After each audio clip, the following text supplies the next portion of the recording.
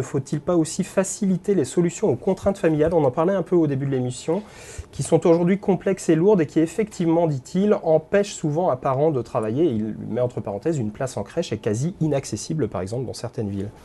Si, bien sûr. Et d'ailleurs, quand on a pris cette décision de créer donc 275 000 nouvelles solutions pour les moins de 3 ans, très concrètement, ça recouvre 100 000 nouvelles places de crèche, 100 000 nouvelles places d'assistantes maternelles et 75 000 préscolarisations avant l'âge de 3 ans. Je vous le dis pour que les gens s'y retrouvent.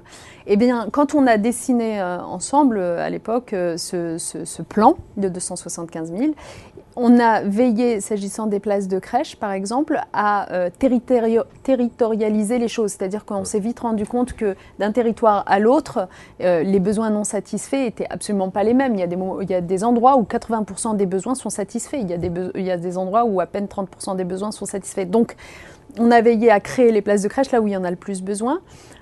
Et par ailleurs, à faire en sorte que dans cette création de places de crèche, on ait aussi des réponses à des besoins spécifiques, type ouverture des crèches en horaire atypique, la nuit, pour les salariés qui travaillent de nuit. Enfin, voilà, donc ça, c'est un travail qui est en cours avec la CNAF et ce sera une bonne solution.